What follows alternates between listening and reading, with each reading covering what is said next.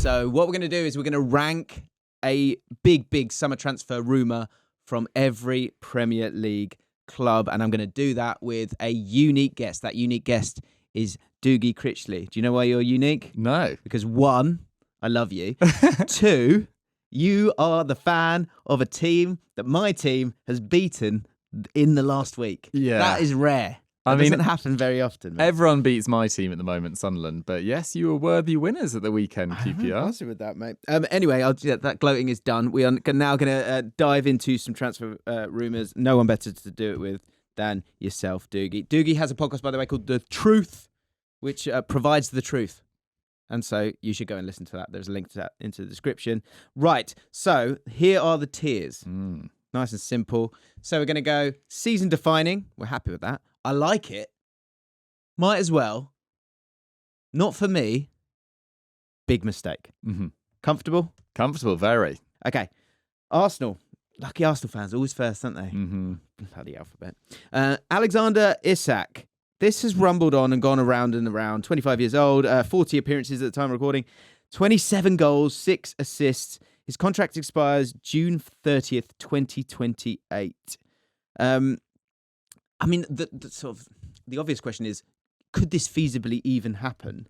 And with this being called the ripple effect, if it were to happen, that could be pretty seismic for this transfer window, because it feels like a lot of teams want a striker this year, and I think he's at the top of it all. And if he is to go, it's going to be an outrageously huge amount of money. Where do you sit on Isak? Yeah, it's going to be an absolutely massive fee. I mean, our top ranking is season defining. This actually feels almost like era defining, at least for the next sort of 4 or 5 years. And, you know, we maybe use era too loosely, but 4 or 5 years, and it just does feel like the perfect signing if they could get it done. Obviously, that Premier League experience, you look at the other names being linked with these top jobs, whether it's Šeško or Victor Gyökeres or even Victor Osimhen, maybe even Jonathan David thrown in there as well. There are always caveats. You know, we've seen a lot of players that have shone in other leagues come here and not quite hit the same heights. And although I don't think Darwin Núñez is a particularly strong example of that, because he was so raw when he arrived from Benfica in a different way to someone like a Victor Gyökeres, there is just that slight worry. Whereas Alexander Isak, 2 exemplary seasons back to back. And I think this year was almost a huge challenge for him in terms of the amount of minutes he had to play. Callum Wilson not really being fit at all. Asula just only signed from Sheffield United, didn't look quite ready, although has played a few more minutes in recent weeks as well. There's been injuries to Harvey Barnes and Antti Gordon's missed a few games. It's really been the Alexander Isak show, and he's put them in a very, very good position for Champions League qualification once again. And his skill set is he's just kind of got it all. And it's so satisfying to see a player that was talked about years ago, you know, at Borussia Dortmund, having a difficult time there, but then at Real Sociedad, having one amazing year, then a bit of a down year, just sort of emerging as this ultimate big game player, can do everything, sort of audacious to watch. Fit as well. Like, that was the big question mark, wasn't it? For, you know, as maybe he was sort of figuring out his body a little bit. He's quite sort of languid, and that can sometimes be a bit of a problem. But yeah, I guess there's 2 questions. One big one is, should Arsenal, when you say it could be like era defining, it does feel like the missing piece for Arsenal. For, you know, there's been so much discussion about that, and I know like Newcastle fans, like, these are rumours. So like with all of these conversations, like, just like, don't get angry with us, okay? Like, and you might go, it's just never going to happen because it's going to be 150 million. If that is the number, should Arsenal pay that amount? Because it is he's as bulletproof as it probably gets, and he's 25. Yeah, there's rumours that Gyökeres' release clause is around 60. I think Benjamin Šeško will be a similar sort of price. Victor Osimhen, it seems like most clubs are sort of put off by his wages, potentially a difficult agent situation as well. So there are much, much cheaper options. I think Isak is the number 1 option as well. But you look at the work that Arsenal need to do in other areas of their squad. There's been speculation recently that Arsenal might extend Thomas Partey's contract, but Jorginho's definitely leaving, Partey potentially too. Across defence, they look really pretty solid now as well. But you're looking at potentially a sort of utility forward that could cover on the left. Maybe someone to push Martin Odegaard a bit more in central areas as well. Yeah. I think his drop-off this season has been really, really notable. And whether he's battling back from that injury, whether it's the results of having a child, he's just been really, really off it all season. So it's clear that they need a little bit more creativity and a more guarantee of consistent output, because Martinelli started the season really slowly, has come back into it. So there's basically too much work, I think, to do in this Arsenal squad for them to drop 150. Yeah, interesting. So for you, although it could be season defining, it's not one you'd go for. If I give you Isak for 150, Gyökeres for, let's say, 80, you'd go with Gyökeres? I'd go with Gyökeres. So I can't believe I'm about to say this, but yeah, Alexander Isak, not for me. Not for me. For Arsenal, for those stipulations. That's an incredibly sensible take and the correct take, but a take that will annoy a lot of Arsenal fans, I think. Oh, it's funny, isn't it? And we do this a lot. And again, it's just a bit of fun, guys. I like it. And it's kind of might as well. And it could be season defining, but it could be a mistake as well. It's all up for grabs. I get what you're saying. I think you're probably right. Oh, I'm going to chuck in not for me Alexander as well. Isak. Yeah, although he's just so bulletproof in terms of being Premier League proven. Like Gyökeres scoring 1.27 goals per 90 is pretty incredible. 0.094 XG per 90 as well, which obviously helps with it. He's taking 4.11 shots. But he isn't proven in the Premier League. Darwin Núñez was pretty impressive, wasn't he? And then stepped in and hasn't been able to do it. I do like the look of Gyökeres, though. He kind of reminds me of a bit of Diego Costa in that it's not necessarily the cleanest striker to watch. It's pace, it's physicality, but it's also this will to just score goals. Every report that I read just talks about how determined he is. And for a relatively late bloomer as well, I think he'd be so hungry. Yeah. And a club like Arsenal, I think, is a nice fit. Okay. Aston Villa. Kevin De Bruyne. We've been chatting about him a lot on the podcast recently. Chatted about him in detail with Mark Carey. 33 years old, remember? 36 appearances, 6 goals, 8 assists, 2,000 minutes played this season. 36 appearances. How many starts? That would be interesting. They've been talking about MLS, Saudi. Feels like it's one of those ones where, okay, he's done now. Off you pop to MLS or Saudi.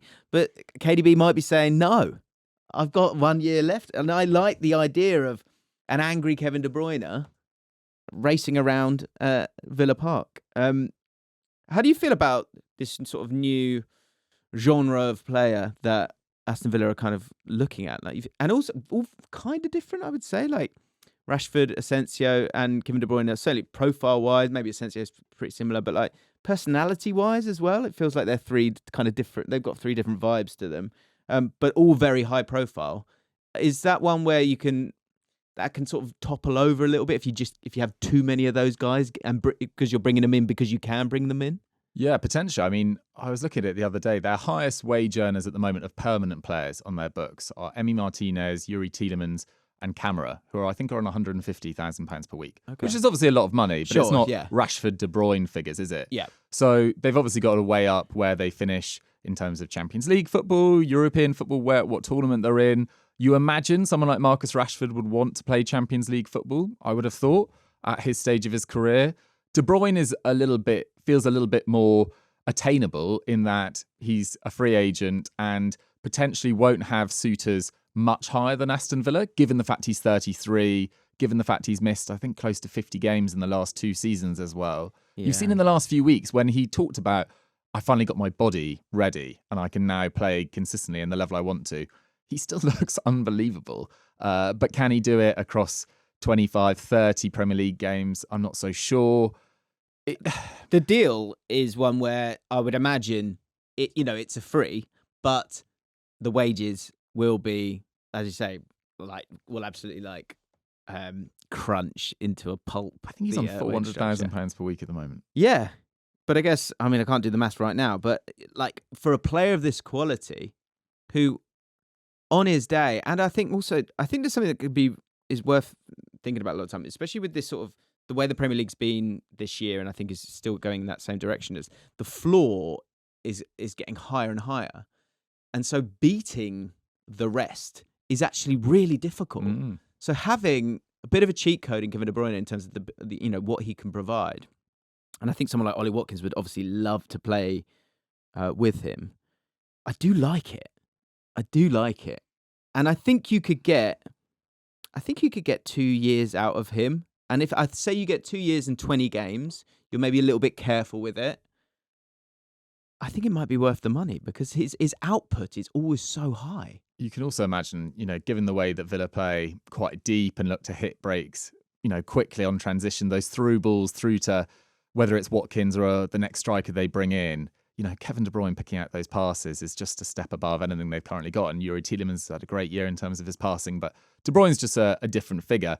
My concern with Villa is they've kind of got themselves in a situation where they kind of need to sign John Duran, but he's already gone in January. Like right, yeah. Watkins is 30 or closing up in on 30. There's so much speculation around him. This is probably the summer to sell him, and they need a striker anyway. And someone like John Duran would be the kind of player you're kind of looking to sign. So it will be interesting to see who they bring in terms of a striker. I wonder whether someone like Randall Colomwani, who's on loan at Juventus, but has been a little bit more in and out of the side since Igor Tudor arrived there, but had a really good, strong start at Juve. Yeah. And you can imagine him playing in a counter-attacking system under Emery, creating a lot of damage. So I wonder whether they look at that. But in terms of Kevin De Bruyne, it kind of feels weird thinking of De Bruyne playing for another team, but Villa feels like a reasonable fit. I actually quite like it, and I don't think this would ever happen because of the rivalry in recent years. But for Liverpool, as a Szoboszlai alternative, would be unreal. But I just can't see that happening, unfortunately. Do you know, the sort of rivalry between the two has been so lovely. Yeah, that it might be like this is the spark it maybe needs. If it's Asensio or De Bruyne, who are you picking? Asensio, I think. Just given the fact he can play in different positions, given the fact of his age. Yeah, it feels brutal to turn down Kevin, but he's gone. Amazing. So, season defining, I like it. Might as well. Not for me. Big mistake. What do you want to go for? I'll plump for might as well. Yeah, I agree. I think it is a might as well. Let's keep going. Bournemouth. Juan or Joan, if you want to get it wrong. Garcia, 24 years old, goalkeeper for Espanyol.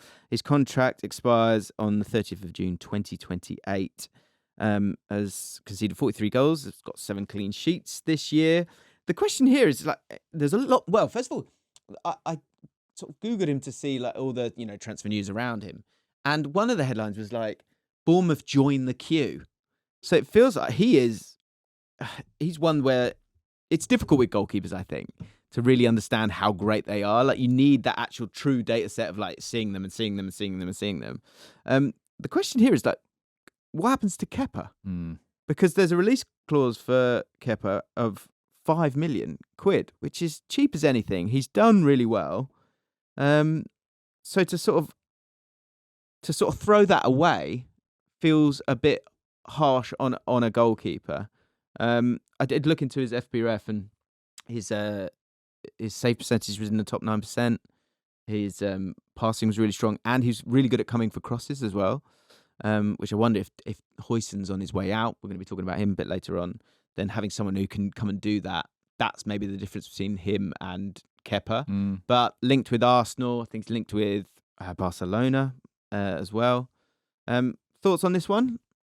Firstly, I think Kepa deserves enormous credit for getting that move to Real Madrid last year and actually playing really well amidst that injury crisis at the start of the season. And then I think he has rebuilt his reputation. And Bournemouth are one of those clubs that they don't attract that many negative headlines because of the size of the club and the feel-good story around it. And yeah, Kepa's just ridden a wave, and I think he's deserved to on the basis of this season and his performances. In terms of Garcia, he's been linked with Arsenal for the last 2 windows. But you're going there to be back up to David Raya. Yeah, there's no development, is there? For sure. And at 24 years old, go and be a starter, which you're guaranteed to be at Bournemouth. I also think there's a good chance of Newcastle or a club like that. Nick Pope probably needs replacing going forward. Dubravka has played pretty well this season, better than he normally does when he has deputised. But Newcastle look like they need a number 1 before too long as well. And obviously, if you get Newcastle or Bournemouth on the table, you're going to Newcastle. But I watched him the other day against Valencia randomly, and his distribution was surprisingly good. Long-range passing, just looks like he kind of does have it all. Obviously, I'm not tuning into Espanyol on a weekly basis, but everything I have seen of him seems really, really positive. And the fact Arsenal are looking at you suggests you're the right character too, because being a backup goalkeeper, pretty thankless task at points as well, especially for one who's so injury-averse as David Raya. So Bournemouth, nice fit, but I wonder whether he could get a more established move. This honks of a flip for me, for Bournemouth. Like, yes, come here, and we'll give you the release clause, whatever you want. And I feel like that it's going to be so interesting this summer to see the churn, be it the manager, but also like there's a lot of money on the table there, a lot of young players, exciting players who've had a great season that you can cash in and continue to grow and just accept and understand the situation of being like a good mid-table Premier League club, top half this season. And it feels like he would come in. That's the thing. And to your point, if you go to Arsenal, you're just not going to play. Yeah. Like David Raya is one of the best goalkeepers in the world right now.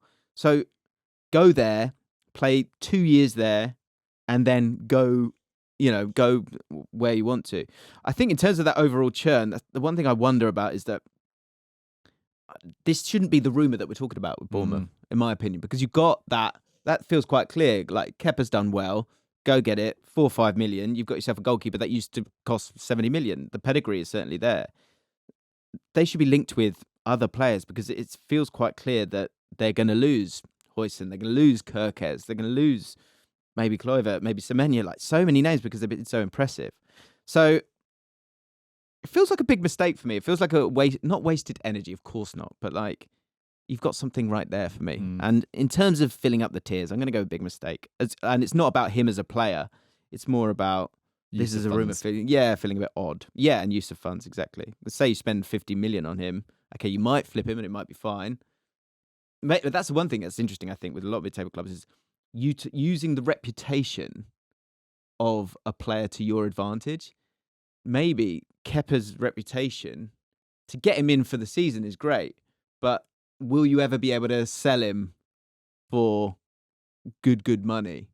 But like, is his reputation like unsavable on that level? Do you know what I mean? I know exactly what you mean, yeah. And I think someone like Garcia would look at Bournemouth and it feels like because of how well run they are in terms of the players they attract now, signing players from Juventus and Huijsen or FC Porto and Evan Nilsson or Araujo came from Barcelona, I think.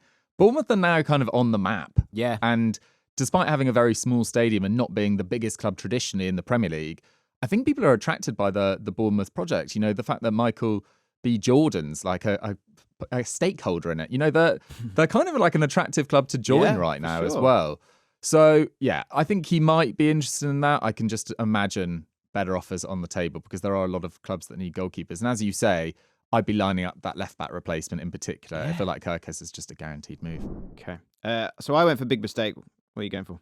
I will go from Bournemouth's perspective, I think it could be season defining, but I'd be surprised if he went there over some of the other clubs on the table. Okay. Brentford, Jarell Quansah. This is the new era of Brentford. They've gone and got the gems from the Championship in Keane Lewis Potter. They've gone found the clever, cute signings in Damsgaard. And I'm sure I've said this a few times, but when I talk to over the years, when I spoke to my mate who's a Brentford fan about the new signing, and he says a word that I've never heard before, I then go, is he good? He's going, he'll be fine. Like, with Brentford, you know that. But they're swimming in different waters now. So they need to find new gems. And Quansah, and again, it's kind of not a reputational thing, but I think the opportunity to take players that you're not sure are right there, like Carvalho, like, I've gone blank here. Vandenberg. Yeah, those kind of players, and sort of allow that road to be trodden, I think is pretty smart. 24 appearances, 8 clean sheets, tough game recently against Chelsea. Konate's, obviously the main man there. They do need depth overall, Liverpool. Do you think this would be a good move for Quansah as much as anyone? Yes, I think it would be a good move for Quansah because Van Dijk's just signed an extra 2 years. Konate's contract's a little bit up in the air, but I do expect him to eventually extend because it feels like Real Madrid's dream centre-back signing is not Huijsen who wants to go there. It's William Saliba. And then I think they'd potentially look at Konate as a backup when he was out of contract. But it does feel like it's quite difficult for Quansah to become a regular starter under Arne Slot, who now has obviously just like a kind of free reign and so much standing within Liverpool already after 1 year after that league title. I mean, he started the first game of the season against Ipswich, got hooked at half-time, and we barely saw him again up until that Chelsea game. Yeah. And it was Wataru Endo's first game of the season, first start of the season. It was Harvey Elliott's too. And it just looked like it. They just looked really off it. And understandably, they've been in party mode this week. The league's wrapped up, You're right. for sure. So whether it's a loan or permanent to a club like Brentford, I think would be a really nice fit, because you've got players like Collins at the back there, who I think's had a really good season. Someone like Ethan Pinnock eventually needs to be moved on from, but what a campaign and series of campaigns he's put together for Brentford. And then you've got someone like Thomas Frank, who doesn't seem to panic. Whether he's at Brentford next year is another question, because I think there'll be a lot of interest in him in the Premier League and abroad. But Brentford is a project that doesn't seem to be particularly uncertain. Even if Thomas Frank was to leave, I really back them to continue the progress. So yeah, great move from his perspective, and I think Brentford's too, because they do need to start looking for the future of their centre-back area. Yeah, I agree. I guess the one thing it would be interesting to be fly on the wall in the negotiation room, is a separate room that every Premier League club has, in terms of like the clauses with this one, because I think Liverpool are, obviously champions of this country. So in terms of their exciting talents that are 22, and actually, he's been in, I can't remember if he played or not, but he was definitely in the England squad, wasn't he, recently? You've got a player there that you might kind of want back. And I think that's a clause that we've seen regularly with a lot of other clubs, and might be something that they would want to put in. Is it something that Brentford would be happy to put in? Again, it comes back to that sort of short to mid-term gain. Is it worth, that might be worth it if you're going to get that? And okay, maybe he's a £60 million centre back by the time he's 26. No, it's 3 years, but it's 4 years. But at least you've got those 3-4 years out of him, and enjoyed the growth of that player. I think that's something that Brentford, Fulham, Bournemouth, those kind of clubs, it's worth kind of maybe accepting to have those. It sounds awful, but the offcuts of those, those top sides. I think they'll be weighing up this summer: do we sell Joe Gomez or do we sell Kwanzaa? Because they do actually need to recoup. I mean, they'll have a fairly sizable transfer kitty, I would have thought of, given the lack of investment they put in their squad last summer. But you look at that Liverpool squad and it feels almost certain that they'll go for a striker, they'll go for a left back, they'll probably go for, I would have thought, one midfielder, given the fact that, as I said, Endo and Elliott only started their first game in May. Slot clearly doesn't really trust them, and they got very lucky with their injuries in midfield this year, and maybe that doesn't happen next year, but I can see one of Endo and Elliott moving on. So there's a certain amount of investment that need to go into this Liverpool side. They'll also be looking at, they've been given a kind of free rein for the next 2 years to really nail down the Salah and Van Dijk replacements. But they know that in 2 years, their two best players the last 10 years are leaving. They've got the right back situation to solve as well. So recouping, if you could get 25 million for Kwanzaa, which I think you probably could do, given the way that Michael Edwards has sold Liverpool players in the past, I think there's good potential there to recoup some cash and invest it this summer. Yeah, and again, and even in terms of his development, say he is going to be a Liverpool starter in 2 years' time, is his development going to be greater sitting on the bench overall, or is it going to be because he's experienced a lot of the environment, but in terms of the reps, he needs to get the reps. I could see him going to Brentford, having an awkward first season, and crushing it in the second season. I can see that. I like it personally. That's where I'm going to put it. I think it's a nice one for all involved. What do you think, Duke? Yeah, I'm in agreement. I like it. Good. Brighton. Right, here we go. Intrigued to hear your thoughts on this. No one can speak on this like you can. Joe Bellingham, 19 years old, of Sunderland fame and Big Brother fame. Not the series, you know what I mean. Appearances 40, just 4 goals, 3 assists. Contract expires in 2028. Crystal Palace are also pretty interested in him. For anyone who's not seen Joe Bellingham play, where does his future lie? What's his best position? How is he similar to his brother? How is he different? I don't think he's got nearly the same goal-scoring instincts. And I don't think he's got... I mean, Jude at 16, 17 was pretty complete already. He was kind of like a freak, really, that we hadn't really seen in midfield in this country for a long time, and hasn't really taken a backward step in his career so far. Job is developing really nicely. Just got named Championship Young Player of the Year.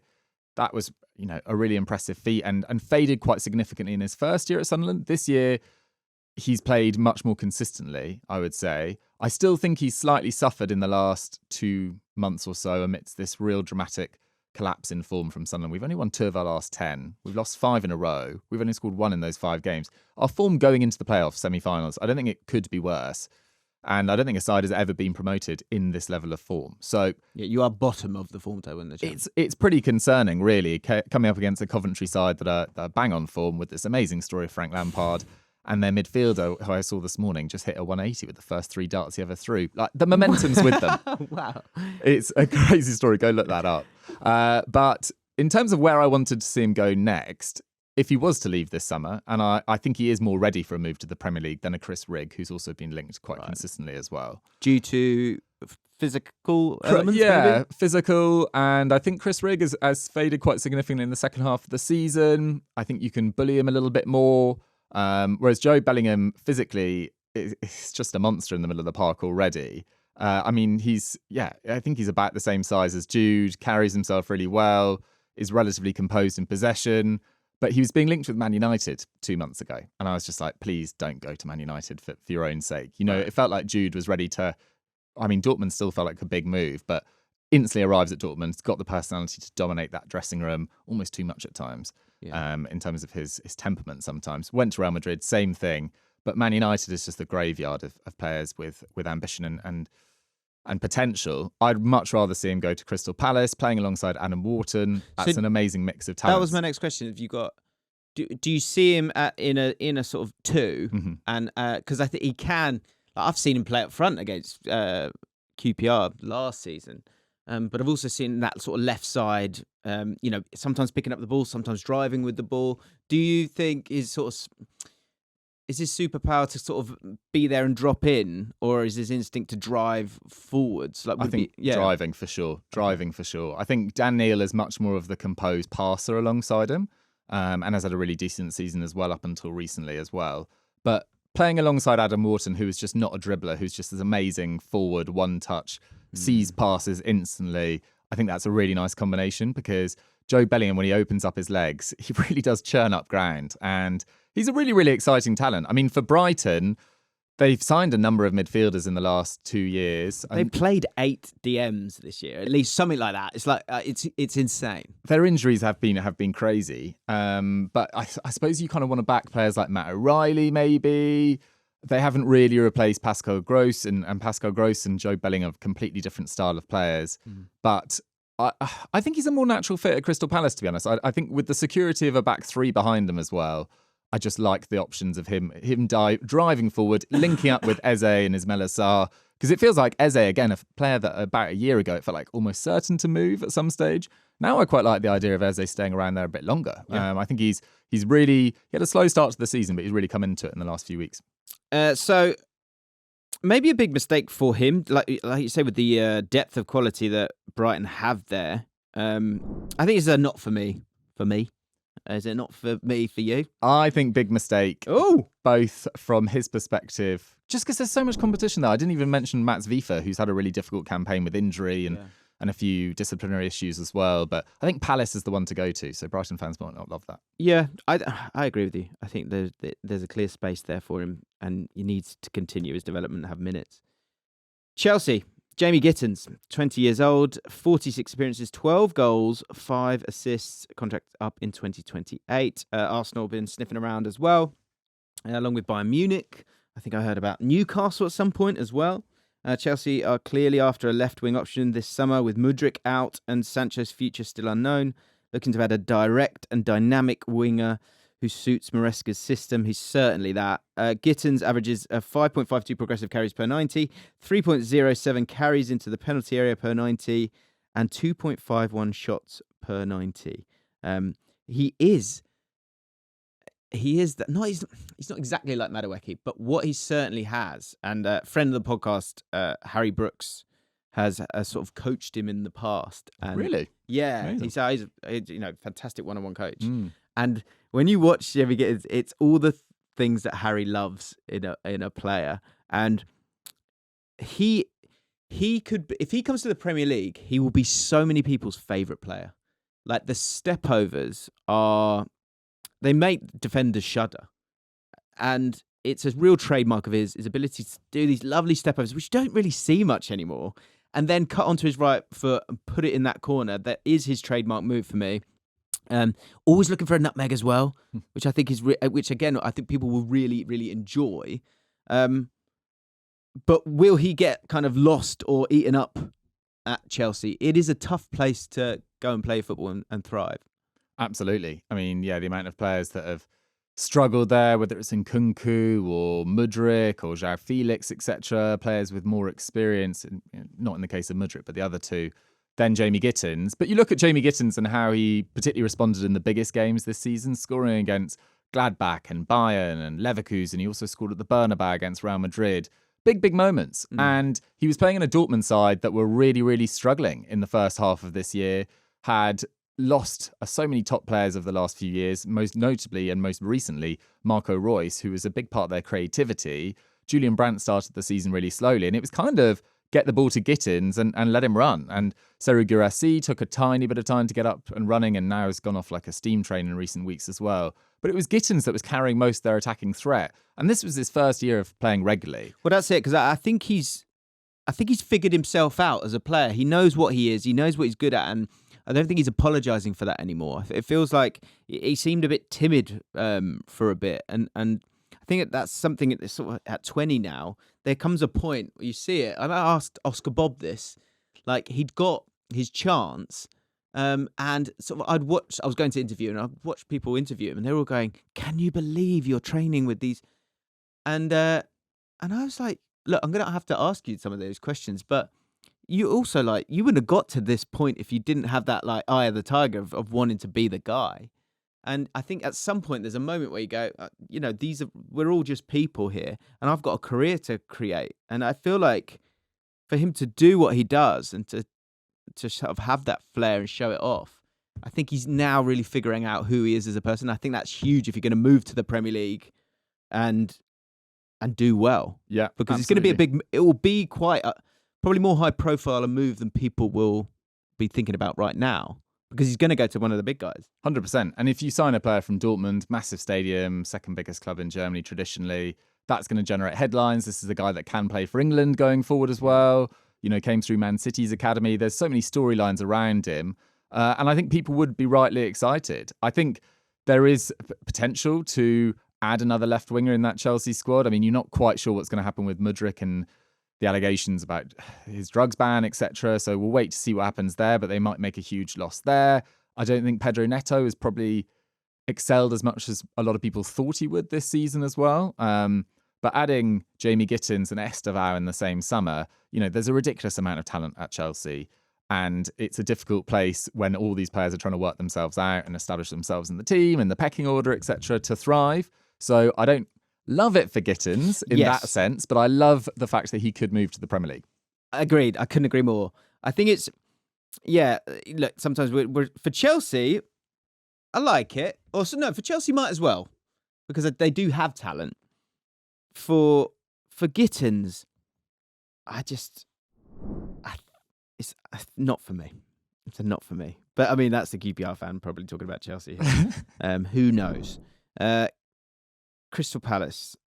By the way, guys, I might cough here and there. There'll be brief coughs. It's on its way out. I'm battling, but just forgive me, okay? Crystal Palace. Obviously, we've spoken about Joe Bellingham already, but Kyle Walker-Peters is also being linked. He's 28 years old, played 35 games this season for obviously a Southampton side that's massively struggled. And obviously he was in the Championship before that. All felt a bit odd here. But he's someone who can play on the left, he can play on the right.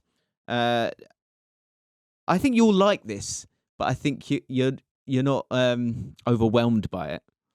I think a year ago I would have been more excited. But then it's difficult when a team's had, 11 points this season to really feel that excited about any of their players. Even the fee linked with Tyler Dibbling, I think, just feels absolutely colossal at the moment. And I don't really want to see him move for £60 million. I feel like that just creates so much pressure on a young guy who had a move to Chelsea a few years ago and came back because he was homesick. That's big pressure on Tyler Dibbling. But anyway, that's to one side. Kyle Walker-Peters, 28 years old. feels like he's been around for a lot longer. And I actually think he had some really decent games at Spurs when he was there as well. I always remember him being absolutely terrorised by Ousmane Dembele when they played Barcelona. Might have been 2019-20. And Ousmane Dembele's made a lot of people look really silly, but it felt like he never quite recovered from that at Spurs. But as you say, I like the fact he can cover on both sides. Munoz, I think, has had an excellent season at right wing back for Crystal Palace, like in with a shout for right back of the season in the Premier League, probably alongside Ola Reina. Undone by the formation Exactly. in those kind of things. You're right. And then, Tyreek Mitchell, I feel like I like Tyreek Mitchell. Is he upgradable potentially? If you're trying to be a club that are competing for European football year on year, but at the same time, he's probably not their biggest concern. I'd probably be looking to add another centre-back in there because they've had so many issues with their transfer. Tyreek Mitchell, for me, screams, and I really don't mean this as a negative, but some people might feel that way. He just feels like a one-club man. I feel like he will be at Crystal Palace forever. A sort of Joel Ward figure. Yeah, and he's absolutely good enough. He's played for England. He's a great player, incredible as a one-on-one defender. I just don't think anyone would buy him. No. Do you know what I mean? Yeah. And I don't think the only way you'd take it, you go, if he ran down his deal, I think people go, oh yeah, we'll have him. But I just don't think people will go, I need him. He's not a sexy player, is he? He's not a sexy player. And I think Palace will go, should we re-sign him? Yeah. Like, you don't have to worry about Tyreek Mitchell. So that will happen. And he seems just like a nice, sensible fellow as well. So I think he'll just go, yeah, another two's fine. Yeah. So I just don't see him ever going. And I think he will play. Cole Walker-Peters maybe a touch. I guess there's a debate there and says maybe a bit more elegant and technical on the ball on the left-hand side, but he's going to want to probably invert. On the right-hand side, as you say, Munoz has been outstanding, so he's not going to start there. He's also been linked with West Ham and Fulham as well. I actually think West Ham will be a better fit for him, personally, than Crystal Palace. I think if Crystal Palace can get it done, to have someone who can play on both sides is sensational. For Cole Walker-Peters at 28, it's not giving up, but it's sort of, I really rate him. So I can't, if he's going to be a backup, I think I said this before, maybe a year ago, go be a backup at Liverpool. Like, I think he's good enough to be a backup at those guys. Yeah, more so than a mid-table side, because I think he's a mid-table starter. So might as well if you're Palace, for sure. Yeah, I agree. I mean, his championship year last year, there was a good 2/3 of the season where he looked like one of the best players in the championship. I loved his road. I was like, what are you doing here? Yeah. Like, why are you here? I just found it bizarre. But obviously, I think he's probably hoping it would, either someone would come in or it would work out when they went back up, or if they were able to go back up. Like, fair play to him. But at 28, he's got to be starting somewhere. Yeah. From his perspective, yeah, maybe not from me, but for Palace, I really like it. I feel like, yeah, if you're taking players that could start at West Ham, that's true. Then yeah, that's a great sign for a club like Palace. Yeah, I'm bumping up to I like it from the Palace point of view, and we can do that for all of these. Right, Everton, Mika Berith, 22, was released, of course, by Arsenal. He's a sort of North London lad, but he's now got a cap for Denmark. 27 goals in 43 games and 8 assists. Very calm in the box. Gets a lot of chances with Monaco. The other option here is, and let's put them together here. Richarlison, returning home, new stadium. Return of the King. Return of the King, yeah. What would be the amount? I'm not totally sure, but I think it certainly wouldn't be 50 million. Always been loved by the Everton fans. 5 goals and 2 assists from 20 appearances in a tough season, but most Tottenham players have had a tough season this season. How do you feel about these two? I mean, Mika Berith just looks like a natural goal scorer, just like a pure box predator. I think he's looked brilliant for Monaco. I didn't watch a load of him at Sturm Graz, but he had a pretty solid record there as well. Came through the Arsenal Youth Academy as well, so he's been around top environments in the past. Quite different to Beto, who is a sort of all-round, going to hold up the ball very effectively, and is a decent channel runner as well. Berith feels like he'd mainly operate in and around that box. And David Moyes has sort of hinted at the fact that they are, really, really ambitious as a club. And they've now got new owners in the Friedkin Group. They've stabilised themselves. They've got this new stadium. I can see Everton having a lot of fun this summer. And a lot of their summer signings from last year, who didn't really get a look in under Sean Dyche. It felt like Sean Dyche was just really not in the mood by the end. He was kind of done. But like Jake O'Brien, I think Jesper Lindstrom's played a bit more under David Moyes. Dwight McNeil's found a little bit of form. I like Garner in the middle of the pitch as well. I think he's a really solid footballer. So if I was Everton, I'd probably go for the man for the future, who's probably going to be cheaper or the same price as Richarlison in Mika Biereth. But then would he want to leave, having just joined Monaco in January? Breland Bolo's picking up consistent injuries now, approaching or in his 30s. He might just be 30, actually.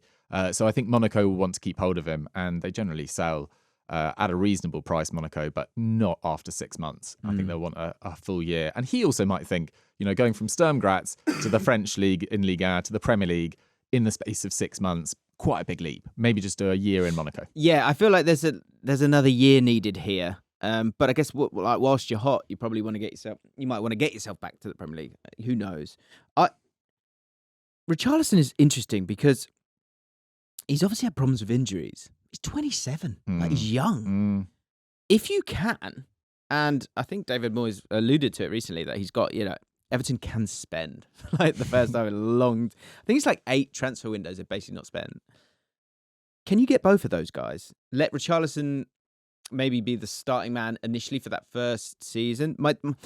My concern with Richarlison is, are you going to have the same problems that you've had with Calvert-Lewin, where, okay, he should be playing and everything should be fine, and if he was fit, it'd be great, but you can't get him fit. I think that's where the kind of gamble lies, but I guess you do know he knows the environment. He's got a great attitude for Everton. So all those things fit, and that might take the pressure off someone like Biereth to come in.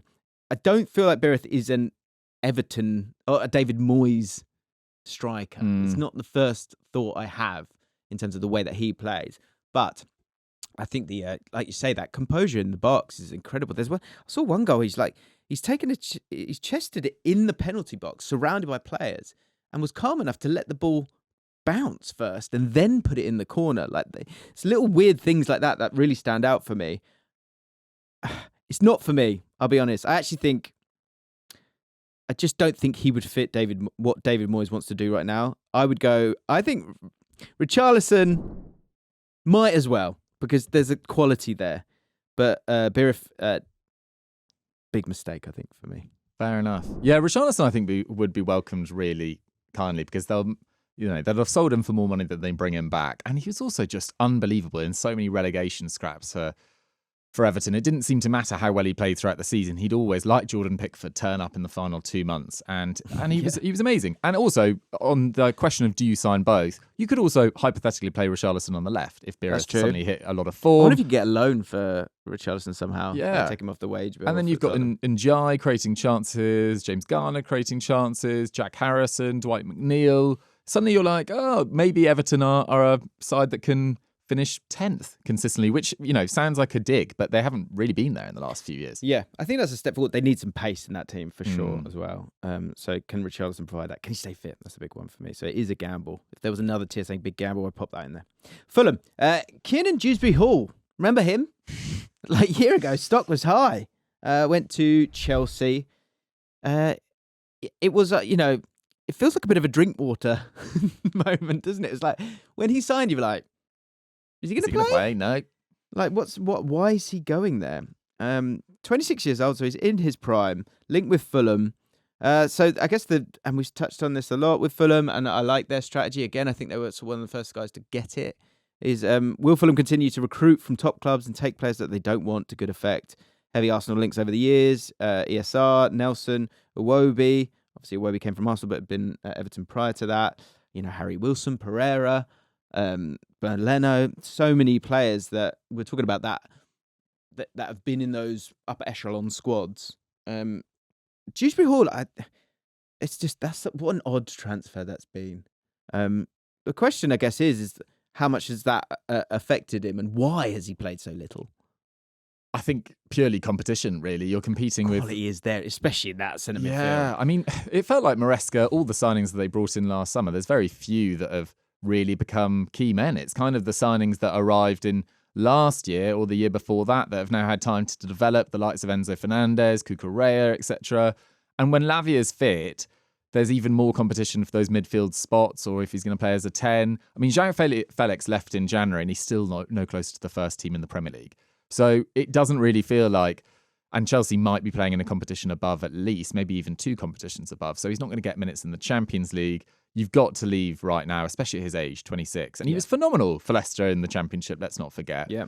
And you look at where Fulham's squad is. Andreas Pereira, I think, had a really solid time at Fulham, to be totally honest. But is Tom Kearney going to be moved on eventually? I know he's just like the Fulham man, but you watched him on Monday Night Football a few weeks ago as well, and I was really impressed by him. I don't know whether he's going to try and move into the media.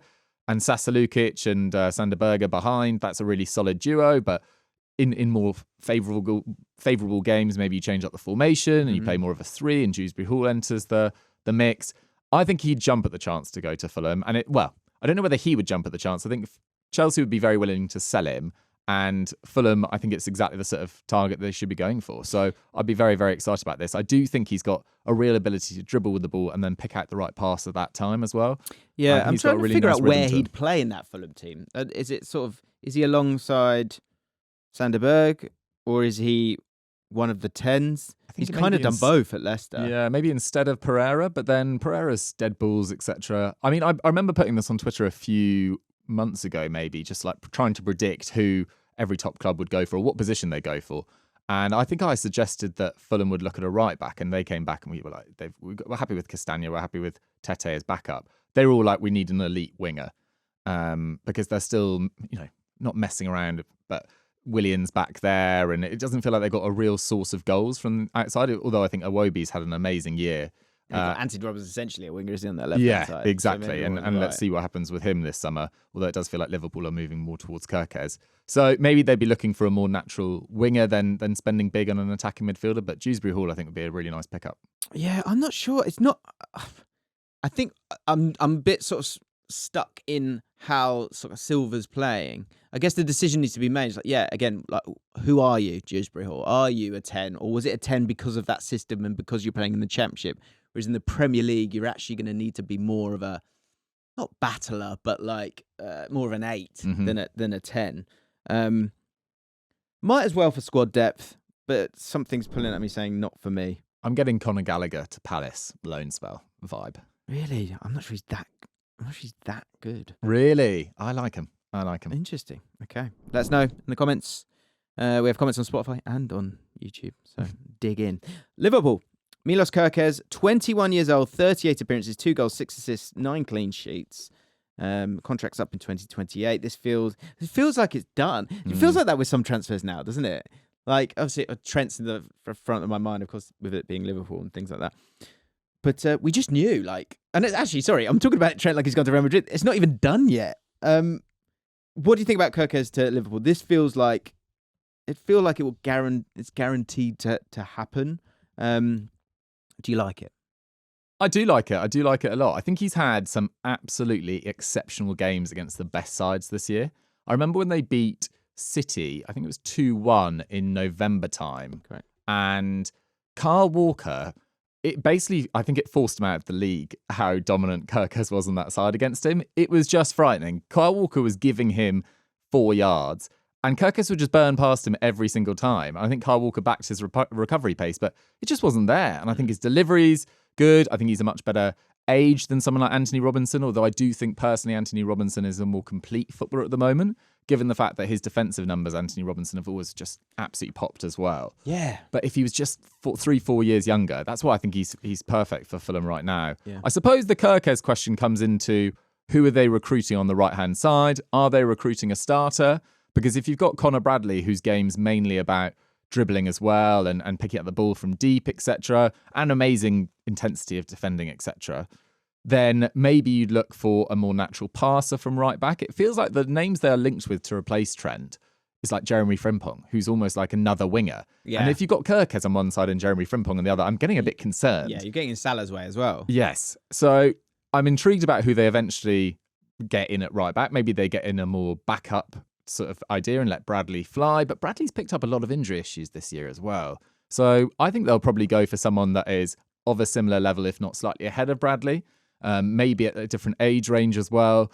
But Kirkes feels like a really nice fit, and especially with the Richard Hughes link now at Liverpool, who brought him over to Bournemouth from Arsad Akmar, it feels like a bit of a tap-in. Yeah, I totally agree. I think he's one thing. Like, this is not sexy, but like he's very robust. Yes, and I think there's not been another left back at Bournemouth, and so when you do videos, you go, "Oh, who should they get? Like, what do they need?" You keep looking there, and you think if he goes down, like there's a problem, right? But he's just been so solid, and he's up and down all the time. So much energy. Totally agree with you on Anthony Robinson. Kirkes' stats are actually. He's so much more of an eye test player, I think, than his stats, because a lot of certainly his defensive numbers are a bit not great. But I think that's down to the way that Bournemouth play as much as anything else. So I like it, and I think it's as part of the evolution. I think it's one that kind of it's not might as well. I think it should be done, because I think you can evolve there, and I think this sort of almost like a transition. You can allow like Robertson to still be there, but then sort of gently kind of drift away, or actually come to the fore if needed. And actually, some of Robertson's mindset, I think, could actually be quite exciting for him. Like, it might give him a little like burst that he maybe needs. There's also a nice symmetry of Andy Robertson arriving from Hull, becoming a Liverpool star. Kirkes arriving from Bournemouth, similar sort of size of club, becoming a Liverpool star. I like it. Man City, Morgan Gibbs-White, 25 years old, 35 appearances, 5 goals, 9 assists. So here's the ripple for this one. Pep decides to go physicality/central carrier heavy with his latest tactical tweak. He's always up to something, Doogie. We've spoken about De Bruyne being on his way. I do wonder if this is a thought I've had. Is profiles have become such a thing in football. And previously with managers, there was always this sort of, not flip-flopping, but if a manager had a certain profile, that person would get the sack, and then you would get the person with the kind of opposite profile to sort that out. I wonder, and I obviously this is incredible lazy analysis here, because I know Pep will be thinking about this and has probably been thinking about this since October when it's going wrong a bit. But I do wonder, like that lack of physicality and energy from his midfielders. Bernardo Silva works and works and works, but in terms of having that kind of thrust about you, Gundogan as well, he's a bit of a ghost. That's what's made him great. But this year, again, struggled from that point of view. Do you think that he wants to flip that a little bit and have a bit more Gibbs Whiteness in his world? Potentially, because I look at it and it's not a signing that I would have ever predicted Pep to make. And you look at where they've gone in recent windows with their players, it is a lot more sort of dribblers, sort of breaking lines through sort of carrying the ball. Look at Omar Marmoush arriving from Frankfurt, a side that averaged less than 50% possession. You look at Mateusz Nunes, whose best skills at Sporting CP were, again, dribbling through tight areas. Same with Kovacic, Savio, Doku, like big dribble numbers. Gibbs White, for me, feels like a strange replacement for Kevin De Bruyne, given the fact that he's playing in a system at the moment which is just pure counter-attack. That average, I think, the lowest amount of possession in the Premier League. Their pass accuracy is one of the lowest as well. Yeah. You just won't get that amount of space to do what Gibbs White does best at City. And I just don't love it as an alternative to Florian Wirtz, who I think is just an unbelievable Pep fit. It doesn't feel like a natural one for me. I'd potentially, if I was Man City, look at someone like Alex Baena from Villarreal, who can play on the left-hand side as well. And it feels like Jack Grealish might leave this summer, and maybe another winger as well, but has creativity from central areas as well. I think only Bruno Fernandes has created more chances in Europe. So that feels like a more natural fit for me than Morgan Gibbs-White. I don't actually like this transfer at all. I love him as a player. Yes. I really don't like... something is it feels very jarring. I think it's because I never saw it coming. So I'm just like, I feel like it just hasn't sat with me that well. Yeah, I agree with you. And I'm also kind of like, who's getting the ball? Not who's getting the ball to him, but I think the one thing it might be is I think he maybe wants more box presence. And Marmoush can offer that. But I think maybe Gibbs White is a bit more bullish with that. There's no doubt he can play in a team that is dominant, but we haven't seen it. Like, he's been at Wolves and he's been at Forest. So it would be a real change. I also don't think it'll be that cheap as well. Yeah, I don't think it would be. And I also think that, if you can get Florian Wirtz, like, that's the correct answer. The fee for Florian Wirtz at the moment is, they're talking about £120 million, so it would be absolutely monstrous. But someone's going to have to go for that kind of money now. It's amazing how it's changed. It's like the thought of that amount, whereas like a couple of years ago, it was like, yeah, okay. Like, what do you need? So I think it would be a big mistake for Gibbs White. Also, it whiffs a bit of Calvin Phillips. Mm-hmm. As in, like, you're a great player, doing really well. Like, careful. Yeah. Yeah, the more I think about it, the more I feel like it's a big mistake for Gibbs White. And I really, really like him. I just don't think... I think it might be the wrong Manchester team if you were to move on. Right. Speaking of which, Matheus Cunha to Manchester United. There is a video on the James Lawrence Allcott channel. It's not got as many views as I'd like, so please go watch that. That would be lovely. 25, 33 appearances, 17 goals, 6 assists. Extended his contract in February 2025, or January, February. But it felt like with the understanding that he will be able to move on. Thoughts on the transfer, and then also thoughts on the ripple effect of that, because I think what we speak about a bit on the video is if he does come in, that could change Bruno Fernandes's role, who's been sensational for Man United this year. So, yeah, what are your thoughts on this? I like it as a transfer a lot. And I think Man United, seems bizarre to say given their reputation, but they can't actually be too picky about who they bring in. For their financial situation right now. And you saw that Sir Jim Ratcliffe interview with Gary Neville a few months ago, and he was also sort of lamenting the fact they hadn't signed enough players with Premier League experience. Cunha does. He's played for a struggling team in a similar system, which I like as well. 25. Still very young, has experience of playing for top clubs in RB Leipzig and Atletico Madrid, has an eye for the spectacular, makes things happen. So often in this Man United side, it just feels like they feel like aimless on the ball. It's give the ball to Bruno and kind of help and hope that something comes through. And again, like, would I have my dream signing for Man United 2-3 years ago? Would it be Matheus Cunha? Like, absolutely not. But then this is just where you are. Like, Man United, so much is riding on this Europa League campaign. If they don't win the Europa League and they finish 16th, 17th, I find it very, very difficult to imagine top players going there. It feels years away from even being in the top 6 again, let alone in the top 4, let alone challenging for titles. Why would Matheus Cunha, when he's 25, go to Man United unless they're in the Champions League when there are better offers around? So it feels absolutely massive. In terms of what it means for Bruno, there's also links with Brian Mbeumo of Brentford. I think, again, that's Champions League dependent. I think he'll have more attractive offers. Newcastle feel like a very good fit for him. You know, finally upgrading on Jacob Murphy, although respect to Jacob Murphy, he's had an amazing campaign. And then I actually don't mind Bruno Fernandes playing in a more central role alongside Mainu or Ugarte. I feel like they do actually have a really nice array of centre-backs when they're actually all fit. And there should be enough security there with a more sort of a more dynamic and top right wing-back than Dalot to be able to cover for Bruno Fernandes foraging forward as well. And also, if you're playing Bruno Fernandes further forward, there's just even fewer players that can make things happen in this Man United squad. They have felt so toothless for so long. So I like Bruno as a deep line playmaker. Yeah, I agree. I totally agree. I think this is like, obviously it's not exactly the same, but it's that sort of, you know, Ryan Giggs went into midfield, Paul Scholes went deeper into midfield, and Bruno Fernandes wants to get on the ball. And yeah, he's just been so good that, like, well, for him to just stay there up there, it doesn't really work for him. And it's a bit of a, you know, we're seeing it with Çalhanoğlu. Obviously, he's been playing that role for a while. Ryan Christie, a great example of that kind of player that can drop in there, who's got the stamina, got the energy. You can't really crunch people anymore, and you're desperate to kind of get on the ball. But once you get on it, you can wriggle out, you can be press-proof, and you can find a pass. That's the other thing. Like you say, if he's a bit deeper, that means there's another body in front of him, and he wants to play those passes. Yeah. So I think this would be a good fit. The flare-ups in terms of being able to control his emotions, Matheus Cunha, that has to be the question mark when it comes to stepping through those doors at Man United. But on the sort of the yin and the yang of it is the fact that I think he'd be so excited to be the man there as well. I think it's a good move for him. I really like it, actually.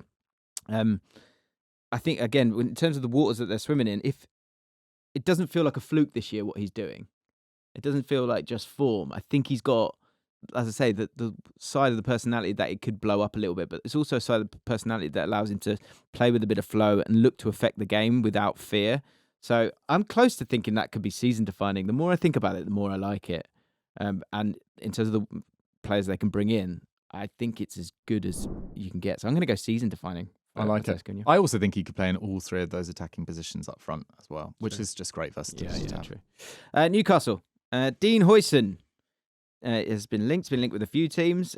Chelsea, Liverpool, Arsenal all heavily linked. Real Madrid, I've seen a lot. I've listened to Real Madrid podcasts where they're calling him Dean. they're not even saying his surname now. Got very feel friendly. like they've got him already.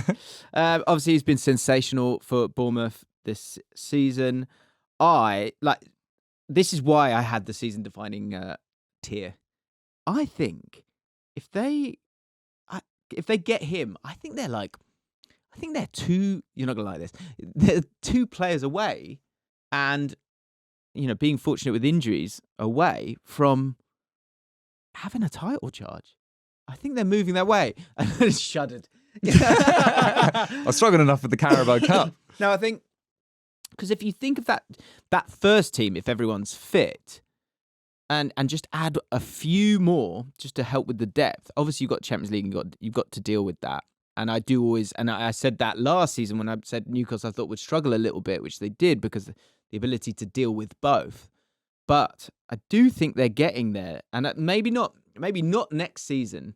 But I think if they can get Dean Huijsen, you keep Isak, you keep Bruno, Tonali's look great in there. The fullbacks look as good as any pair of fullbacks that you're going to see in the league.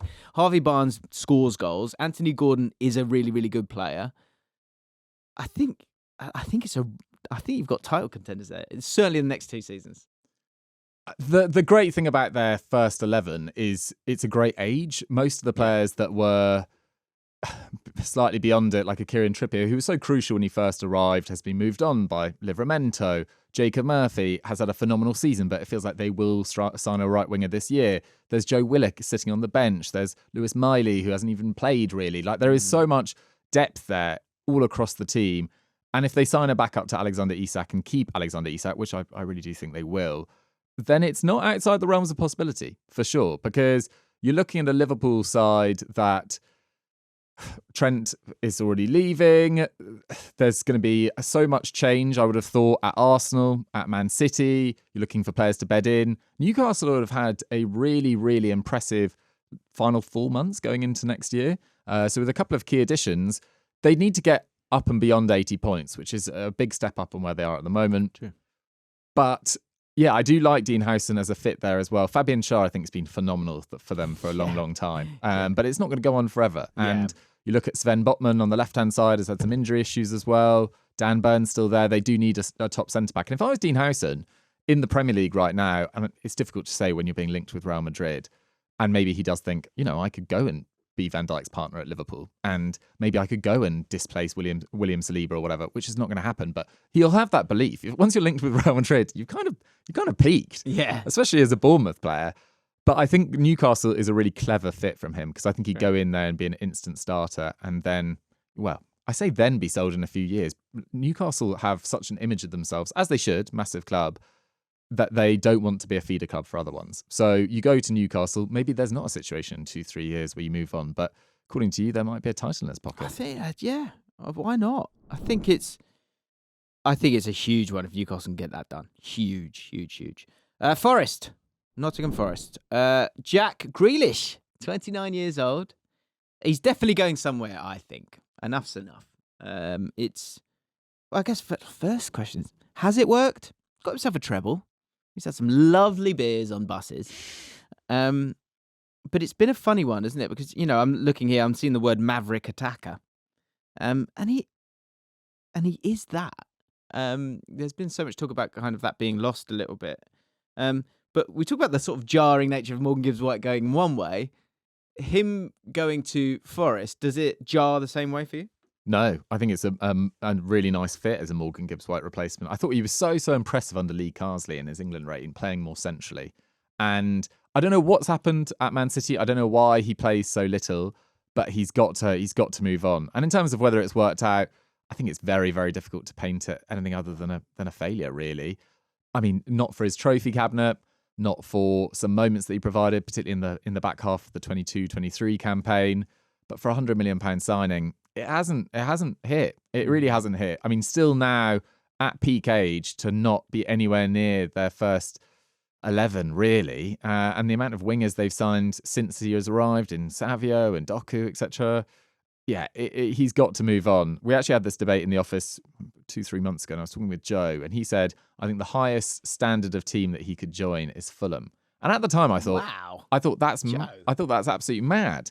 But I think he meant just like caliber of club in terms of size of club. And Fulham aren't a small club by any means. But Forest with European football of some sort, you'd have thought, feels like a really good fit for him. Counter-attacking system. Let the guy have a fun final couple of years of his career. Yeah, it's interesting. Played for Notts County right at the start. It's the first time I ever saw a Jack Grealish. I remember watching like the highlights of the EFL, and there was this lad with these weird socks. It was like because he was like the first to kind of do it. Yeah, do you know, the more I think about it, in the evolution of Nottingham Forest, obviously you're going to buy a player that you're not really going to be able to sell by the end of his tenure, but you could by his time there, because you'd imagine 29 he'll be 33, 34 if it goes well. So you're not going to get a good sell on there, but you are getting a player that you probably, talent-wise, maybe a couple of years ago you were surprised that you were going to be able to get. You're now going to have Champions League football.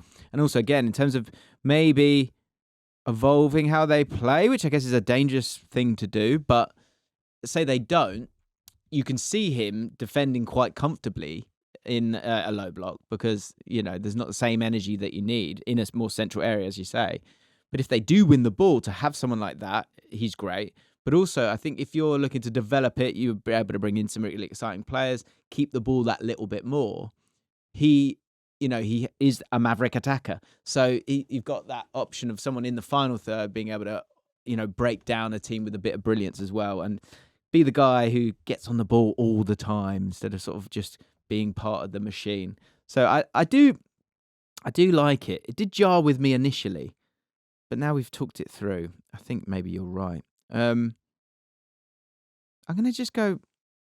actually, I'm going to go might as well. Might as well. I'm going to go with I like it. Okay.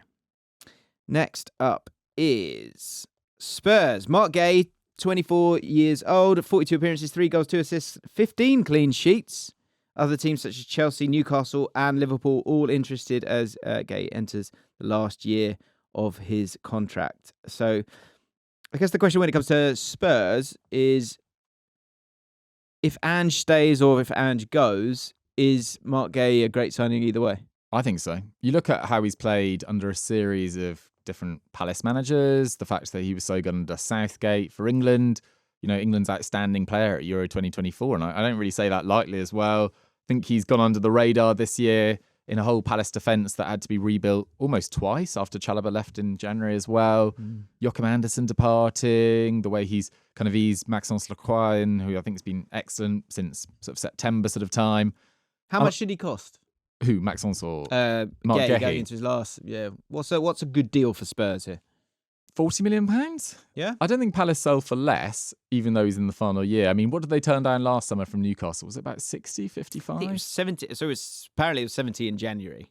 Wow. Okay. Well, maybe it will be a little bit more. But I do also, there's so much speculation that Christian Romero might be interesting at Atletico Madrid. And if you can get a fee for Romero, it just hasn't quite hit as I expected it to. I thought Romero looked phenomenal in his first 6 months under, I think it was Antonio Conte playing in the middle of that back three. He's just had a really disappointing season for me. I would have expected way more at this stage of his Premier League career. So upgrading Romero with Gehi, and I do think he's an upgrade. I think he's more, I think he's calmer. I think he's even slightly better on the ball, less mistake prone, and just keeps his head more. I think Romero's ceiling is a 10 out of 10, right? Mm-hmm. If he can be a 10 out of 10, great. But if you're saying to me he's going to be a 10 or he's going to be a 4 or 5. 4 or 5, right? Or you can have Mark Gay, he's going to be 8.5 every single time. Mm-hmm. You take Mark Gay for me. I agree with you. I think the one thing I feel like with this is I think this will rumble on because it's the last year of his contract. Palace will be trying to get as much as possible. And I would imagine any team that wants him is sort of digging their heels in a bit as well. So that finding that final ground where you're happy with someone, even though they're in the last year of their contract, and something that Palace are happy with as well.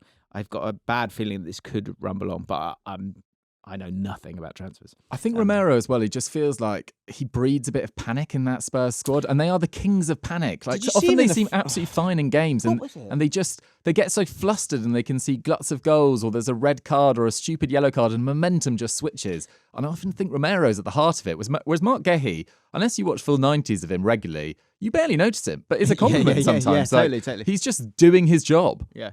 There was a game against Frankfurt, and in the 94th minute, all they got to do is see out the game, and he came flying out like a nutcase when they're just trying to defend their box. You're the centre back. Yeah. Stop it. He's the centre back equivalent of like Bruno Fernandes. It's like hero ball. Yeah, and yeah. So I think whoever gets Mark Gay will have a really, really good player that you can absolutely trust. The competition will be interesting. Season defining, maybe not go that far. I really like it though. Really like it. You do. West Ham. Jonathan David. Linked it. I just laugh. Jonathan David's been linked with every team ever. Like, name a team he's been linked with them. He's got that Aguero bum. He's got that Aguero frame. He's been linked with West Ham. Still only 25, and has got 25 goals and 12 assists in 47 games this year, which is pretty impressive. No one's ever really gone for him, though. Why is that? I've no idea. I find that a little bit concerning because he can play in a variety of positions. He's quite a good hold-up player. He can play out wide as well. Maybe. But his big game record in terms of his goals is really, really solid. Champions League impact this season. Consistent output for the last couple of years. Maybe Lille just asked for too much money and he then didn't want to extend his contract, and they just thought there's no point selling this guy that is so key to our success this season, so we'll just run him down and let him go. And the impact of qualifying for the Champions League, which is still a little bit up in the air, is just worth it, and we'll just lose him on a free, having got 4 or 5 years of great service out of him. Yeah. Expires this summer, guys, by the way, just to add that. Sorry. And I don't know, West Ham, I find it very difficult because I thought Sepp Haller would be a success there. I thought Scamacca would be a success there. Such a long list. Fulkrug, I thought, would be a success there, and he's had injury issues. But what is it with West Ham and strikers? and no one's really taken any notice of the fact that West Ham have been dreadful this season. Really bad. So bad. Really, really bad. So do I want Jonathan David to go to West Ham? Not particularly, to be totally honest, but would he make a difference there? Yeah, he's an upgrade on Mikel Antonio at this stage of his career. Fulkrug can't stay fit as well. So yeah, I like it from West Ham's perspective, but from him, I'd definitely stay clear if I was him. A few clubs interested, such as Inter Milan. The wages could be a stumbling block because obviously who will be a free agent. And yeah, West Ham has always been a tricky place for certain strikers, aside from Antonio. But he was really a right back to begin with. Yeah, it's true. Could it be season defining? Something needs to change. I think they do need two. They need 2 go-tos now because, like you say, I really like Fulkrug, but yeah, you need at least 2 guys there. And it's going to cost a lot. Like in the changing room. There's going to be, how much are his wages going to be? Like 150? You'd have thought pretty big. I mean, there's just so many players that I've been disappointed with at West Ham this season, like Mohamed Kudus, just pretty anonymous all year. I think Lucas Paqueta is a much better player than he's shown this year as well. Like, these are players that should be good. I mean, on paper, they've got everything. They've shown it in the Premier League already, and you can't afford to have a season of just complete switch off and just coast because there's 3 pretty uniquely dreadful teams in the Premier League this year. So season defining, I like it. Might as well. Not for me. Big mistake. I think from West Ham's perspective, it would be season defining, but from his perspective, I think it's a big mistake. Wow. Okay. You have to keep going in terms of West Ham. You have to keep buying strikers. Do you know what I mean? That should go, right, that's it. We're not buying any more strikers. You can't do that. Play false nines for the rest of time. Yeah, so I'm going to go in the middle. Might as well. And last up, we have Wolves. I like this. I like this a lot. It's maybe, is he the next Matheus Cunha? Which is a sentence that I think would upset this man. But actually, hopefully you see where I'm coming from. João Felix, linked with Wolves. Same age as Matheus Cunha. 37 appearances, 8 goals, 3 assists. Here's the question. He's good, but is he good? No, he's not good. Is he not good? I don't think he's that good. I don't think he's good. I don't think he's that He's good. been bloody everywhere. He has been everywhere. And He is a short, isn't he? Yeah. You know, like players are like a YouTube short. Yeah. João Felix is a short. He's the answer to who has played with this player. João Felix. João Felix. Yeah, that's it. When you're doing career path, Yeah, exactly. is he always on the tip of your tongue? For sure. Look, he's obviously very talented. He's got a number of caps for Portugal. He's played for Barcelona, Atleti, Chelsea, Milan. There is something in there that makes top clubs go back for him. But this Milan spell has been really, really disappointing. And he's playing in a Milan team that have been disappointing, particularly in Serie A this year. But you just expect more from a player with his reputation. And Milan fans, after 2-3 games, were saying, this guy's not doing enough, on and off the ball. And they kind of instantly made up their mind about him. They're looking for it, though. Yeah. Because of his CV, because of the CV. Because initially it's like, oh, wow, you're exciting. But then, yeah, it all starts to sort of crumble a little bit. Whereas I think at Wolves, I think they'll be buzzing.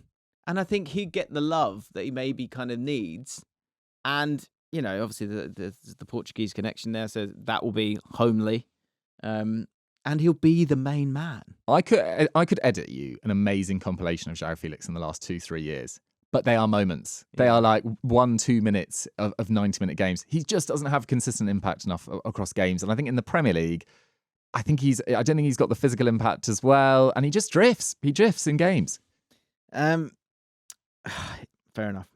So I guess money as well, like the wages for him, is that going to be a bit of a disaster? Like how much is it going to cost for him as well? From that, like the financial, if you just go like pick him up and put him in the Wolves squad, I like it. But I fear that the money could be a real problem for Wolves. And therefore, it feels like... if I'm being boring and sensible, it's a big mistake, isn't it? Yeah. You've got to be boring and sensible. Come on, man. I also think there's an element of, I think there's been more naturally talented... Sorry, I take that back. Not more naturally talented, but players that felt like a very good fit for Wolves, like a Pablo Sarabia or a Gonzalo Guedes, that haven't really played as much and as well as I expected them to. So you're signing João Felix, who will arrive thinking he's better than Wolves. And I think that could disrupt things. Yeah. I really think it could disrupt things. Especially when it's been about some of the parts for Pereira. You're probably right. I can see him in the shirt. Get him in the gold. Yeah, get him in the gold. Have some fun. Doogie, thank you so much. I really, really appreciate it. That was ranking the biggest summer transfer rumours for each Premier League club. Apologies to Leeds United, Burnley, and possibly, if this ages well, I'm not even going to say it because I don't know. I'm not going to say it. Another team. But check out the Truth, which is Doogie's podcast. Also, check out everything he does on Sky and click all the buttons and hit like and just write underneath, wow, this Doogie's good. Just write that because it goes a long way. Okay. Thanks for listening and watching. We'll see you guys soon.